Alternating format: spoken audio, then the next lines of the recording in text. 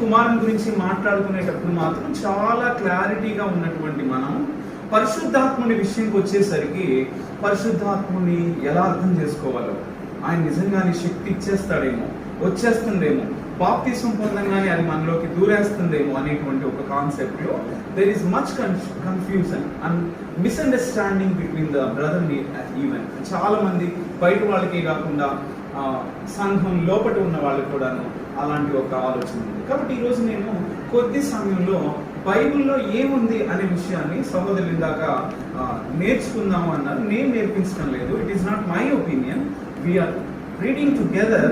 ఈరోజు మనం అందరం కలిసి అందులో ఉన్న సమాచారాన్ని 9వ అధ్యాయము 7 నుంచి 10వ వచనం వరకు చూసినట్లయితే, పరిశుద్ధాత్ముడు ఆయన సర్వశక్తిమంతుడైనాడు, ఆయన అన్ని చోట్ల ఉన్నాడు, సర్వాంతర్యామై ఉన్నాడు. అలాగే హెబ్రీ పత్రిక 9వ అధ్యాయం 14వ వచనం చూసినట్లయితే, పరిశుద్ధాత్ముడు నిత్యుడై ఉన్నాడు, ఆయన ఎల్లప్పుడూ ఉన్నాడు, దైవత్వం కలిగినటువంటి వ్యక్తి ఉన్నాడు. పరిశుద్ధాత్ముడు మనతో ఉన్నాడు అనేటువంటి మాటకి విపరీత అర్థాలు ఎన్నో తీస్తున్నారు. పరిశుద్ధాత్ముడు మనలో ఇన్వాల్వ్ చేస్తాడు, ఆయన మనతో తిరుగులాడతాడు అనేటువంటి మాట చదివి అది నా కోసమే రాస్తాడని అప్లై చేసుకుంటే ఆ అప్లికేషన్ తప్పు అవుతుంది. అపోస్తలులకు ఇచ్చిన స్పెషల్ ప్రావిడెన్స్, నేను ఎల్లప్పుడూ మీ వద్ద ఉండుటకై, ముందు పాటను వదిలేకుండా మనం మాట్లాడుతున్నాం. ఎల్లప్పుడూ ఎక్కడున్నాడో చూపించండి చూద్దాం. ఓ మన కంటికి కనబడ్డు కదా, అందుకని ఉన్నట్టేనా? దేవుడు ఇప్పుడు ఎక్కడున్నాడు? ప్రశ్న. పరలోకంలో ఉన్నాడు, ఆయన సింహాసనం మీద ఆసీనుడై ఉన్నాడు. క్రీస్తు ప్రభువారు ఇప్పుడు ఎక్కడున్నాడు? ఆయన కుడి పార్శ్వం ముందు పరలోకంలో ఉన్నాడు. పరిశుద్ధాత్ముడు ఇప్పుడు ఎక్కడున్నాడు? భూమి మీద ఉన్నాడా? Show me the evidence from the Bible. ప్రకటన గ్రంథము 4వ అధ్యాయం 5వ వచనం ఇంటికి వెళ్ళాక పూర్తిగా చదవండి. యోహాను ఏం పని చేస్తాడు? యోహాను సువార్త 15వ అధ్యాయము 16వ వచనం చదివి మనం ముందుకెళ్దాం. నేను తండ్రిని వేడుకొందును, ఆయన వేరొక ఆదరణకర్తను అనగా సత్యస్వరూపుడు ఆత్మను నీకు అనుగ్రహించును. లోకము ఆయనను చూడదు, లోకము ఆయనను చూడదు, ఆయనను ఎరుగదు కనుక ఆయనను ఎరుగదు, ఆయనను పొందనేరదు, ఆయనను పొందనేరదు. దీన్ని గ్రీక్ పదంలో ఏమంటారంటే రిసీవింగ్ అని ఇంగ్లీష్ లో వాడితే లంబానో. ఆ రిసీవింగ్నెస్ ని మనము పరిశుద్ధాత్ముడిని ఆయన్ని రిసీవ్ చేసుకోలేము. లోకమంతా రిసీవ్ చేసుకోలేదు. రిసీవ్ చేసుకోవడం అంటే ఆయనకున్నటువంటి శక్తిని మనం డైరెక్ట్ గా పొందలేము. అక్కడ అపోస్తలులకు మాత్రం అది వలన. నెక్స్ట్ మొదటి యోహాను పత్రిక 2వ అధ్యాయము 1-2 వచనాలు చూస్తే,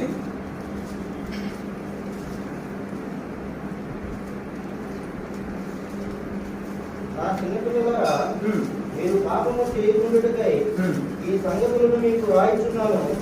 ఎవడైనా పాపము చేసిన యెడల నీతిమంతుడైన క్రీస్తును యేసుక్రీస్తును ఉత్తరవాది తండ్రి యొద్ద మనకున్నాడు. కాబట్టి యేసుక్రీస్తు అనేటువంటి అడ్వకేట్ ఉత్తరవాది అక్కడ ఉన్నాడు. మన కోసం ఆయన ఏం చేస్తున్నాడంటే మధ్యవర్తిత్వం చేస్తున్నాడు. మనకి ఒక్కడే మధ్యవర్తి, ఎవరైనా క్రీస్తు ప్రభువు. మరి క్రీస్తు ప్రభువారు మనకి దేవునికి మధ్యవర్తిత్వం చేస్తుంటే పరిశుద్ధాత్ముడు ఏం చేస్తున్నాడు? ఈ రోజు మనదే ఉంటే ఆయన ఏం చేస్తాడు?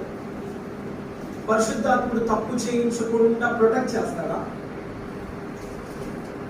పరిశుద్ధాత్ముడు తప్పు చేస్తుంటే ఎప్పుడు ఆపలేదు, ఎవరిని ఆపడు.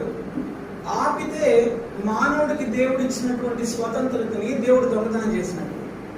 నేను మళ్ళీ చెప్తున్నా, మనం తప్పు చేస్తుంటే దేవుడు పలానా బ్రదర్ తప్పు చేస్తుంటే ఆపి, నన్ను ఆపకపోతే ఆయన అన్యాయస్తుడు కదా, పలానా ఆయనకి జ్ఞానం ఇచ్చి నాకు ఇవ్వకపోతే ఆయన అన్యాయస్తుడు కదా. దేవుడు మనకు దేవుణ్ణి తెలుసుకునేటువంటి, ఆయన్ని కావాలనుకునేటువంటి స్వతంత్రతని ఇచ్చాడు దేవుడు. ఇష్టం కావాలనుకుంటే చర్చికి వెళ్ళొచ్చు, మానేయచ్చు.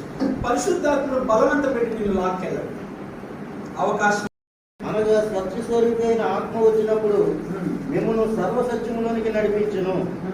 ఆయన తనంతట తానే ఏమీ బోధింపగా వేటిని వినో వాటిని బోధించి సంభవింపబో సంగతులు మీకు తెలియజేయును. కాబట్టి తనంతట తానే ఏది బోధించాడు? తనకు తాను మహిమ కలుగ చేసుకున్నాడు. ఎవరు? పరిశుద్ధాత్ముడు. నేను గొప్ప నేను చెప్పడు. తండ్రి వలన వేటిని వినెను వాటిని తీసుకొచ్చారు. మహిమ ఎవరికి? ప్రార్థన ఎవరికి చేయాలి? దేవుణ్ణి మీరు ప్రార్థన చేయండి. దేవుడు ఆత్మ కనుక ఆయన ఆరాధించేవారు ఆత్మతో సత్యముతో ఆరాధించండి. యోహాను సువార్త 4:20. అలాగే క్రీస్తు ప్రభు వారి యొక్క వాక్యాన్ని మళ్ళీ గుర్తు చేసి సంభవింపబో సంగతులను మీకు తెలియజేయండి. వాళ్ళకి జ్ఞాపకం చేశాడు. మనకి తెలియని విషయాలు చాలా అపోస్తులకు తెలుసు. అవునా కాదు? యోహాను సువార్త 20:30-31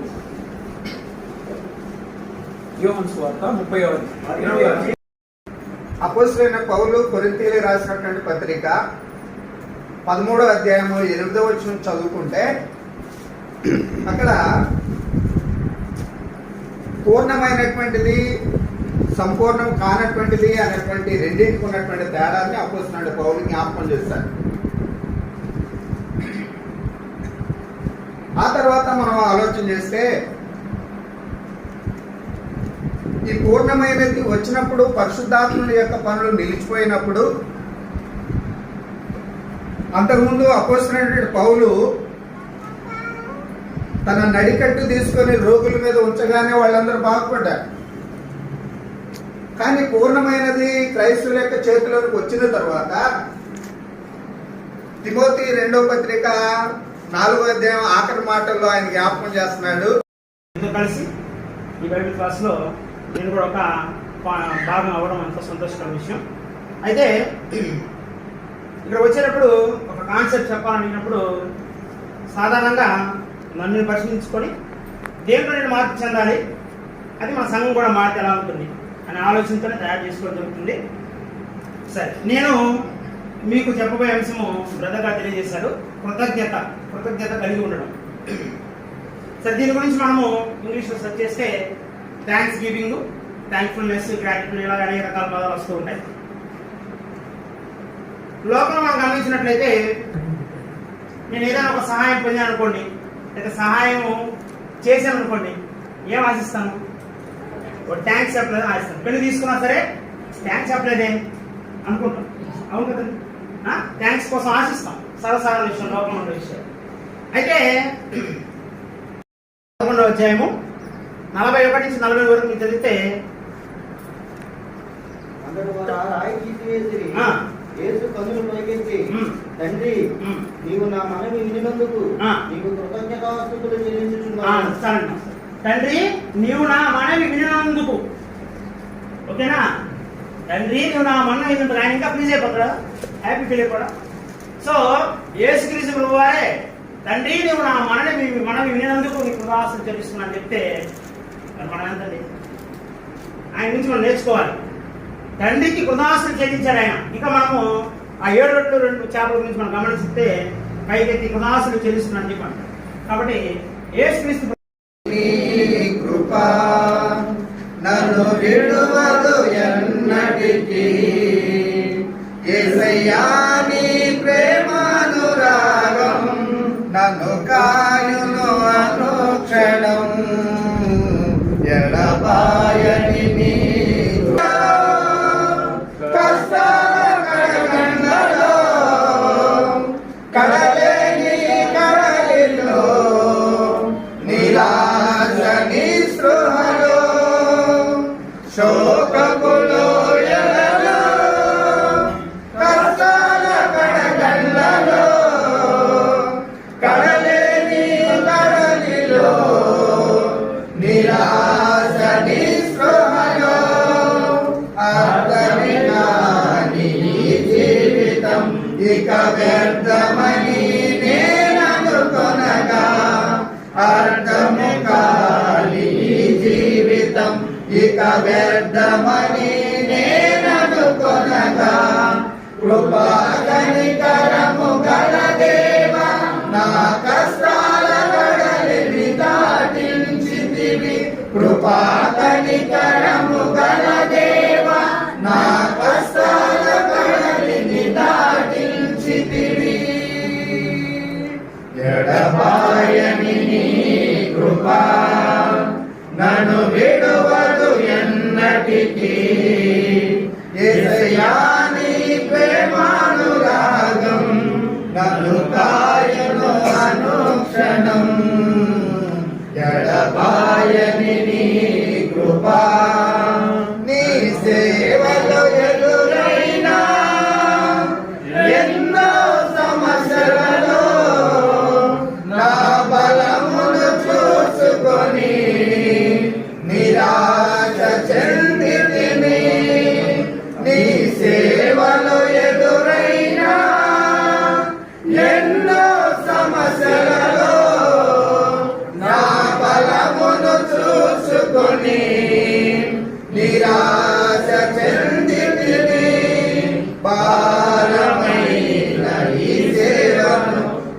చేయలేనని అనుకొనగా భారమైన ఈ సేవను ఇక చేయలేనని అనుకొనగా ప్రధాన యాజకుడా యేసు నీ అనుభవాలతో బలపరచితివి ప్రధాన యాజకుడా యేసు నీ అనుభవాలతో బలపరచితివి ఎడబాయని నీ కృపా నన్ను విడువదు ఎన్నటికీ యేసయ్యా చేయబోతున్నారు త్వరగా ఆ ప్రాజెక్ట్ మీద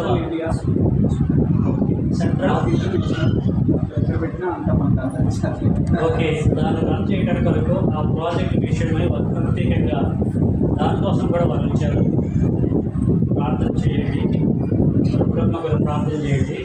వాళ్ళు అక్కడ డాక్టర్గా ఉంటున్నారు, టీచర్గా ఉంటున్నారు, చాలా ప్రాజెక్ట్స్ అండర్లో.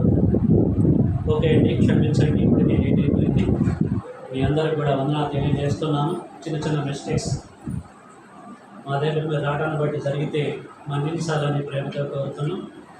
స్థానిక సంఘం ద్వారా లెక్చర్షిప్సే కాదు, meeting Bible classes, gospel meetings, special events అన్నీ జరుగుతున్నాయి. అన్నీ కూడా మేము నా యూట్యూబ్ ఛానల్ అప్లోడ్ చేసుకుంటున్నాను. ఆత్మీయంగా అందరూ కూడా బలపడుతుంటారు. నా ఛానల్ని విజిట్ చేయాలంటే most welcome to visit my channel Johnson COC space TV. దీన్ని సబ్స్క్రైబ్ చేసుకోండి. మంచి మంచి సూపర్ సిరీస్ ఉన్నాయి అందులో. ఆత్మీయంగా మీరు బలపడాలని ప్రేమతో కోరుతున్నాను. చెప్పవలసిన ఏదంటే వాళ్ళు మర్చిపోతే క్షమించండి. థ్యాంక్స్ అండి.